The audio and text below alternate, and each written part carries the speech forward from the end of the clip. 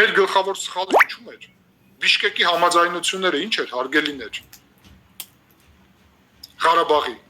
որ հակամարտությունը ավարտվեց առանց արդյունքի, առանց փաստաթղթի,